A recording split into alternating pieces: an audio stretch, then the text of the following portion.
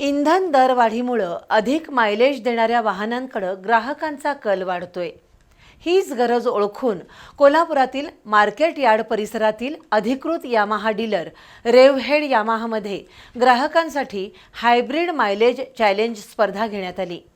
या स्पर्धेत Yamaha FZ SFI हायब्रिडचे 10 ग्राहक सहभागी झाले होते। 1 लिटर पेट्रोलमध्ये मिळालेल्या विक्रमी मायलेजनं सर्वांनाच आश्चर्यचकित केलं। प्रभावी मायलेज मिळवलेल्या पहिल्या 3 विजेत्या ग्राहकांना बक्षीस देऊन गौरवण्यात आलं।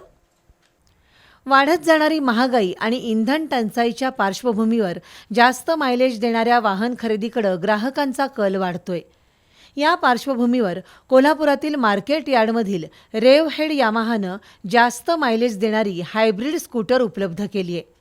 दक्षिण महाराष्ट्रातील पहिलं ब्ल्यू स्क्वेअर सुसज्ज शोरूम आणि अत्याधुनिक सर्व्हिस सेंटर असलेल्या रेव्हहेड यामाहामध्ये हायब्रिड इंजिन तंत्रज्ञानाची उत्कृष्ट क्षमता अनुभवता यावी यासाठी उत्कृष्ट मायलेज स्पर्धा घेण्यात आली।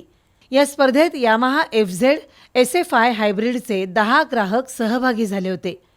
स्पर्धेदरम्यान 1 लिटर पेट्रोलमध्ये मिळालेल्या विक्रमी मायलेजनं सर्वांनाच आश्चर्यचकित केलं। त्यात एका ग्राहकानं 1 लिटर पेट्रोलमध्ये तब्बल 106.48 किलोमीटर मायलेज मिळवलं, तर दुसऱ्या ग्राहकानं 1 लिटर पेट्रोलमध्ये 93.80 किलोमीटर आणि स्पर्धेतील तिसरा क्रमांक मिळवलेल्या ग्राहकानं 89.77 किलोमीटर प्रभावी मायलेज मिळवलं। पहिल्या 3 विजेत्या ग्राहकांना बक्षीस देऊन गौरवण्यात आलं। या आकडेवारीनं यामाहाच्या हायब्रिड तंत्रज्ञानाची इंधन बचतीतील कार्यक्षमता अधोरेखित केली। यावेळी सुमित दत्तवाडे यांनी स्पर्धेत सहभागी झालेल्या ग्राहकांचं अभिनंदन केलं। आजच्या काळात पेट्रोलचे वाढते दर आणि जागतिक स्तरावरील अस्थिर परिस्थिती पाहता यामाहाची हायब्रिड मॉडेल्स ग्राहकांसाठी अत्यंत समाधानकारक आणि किफायतशीर पर्याय ठरत आहेत।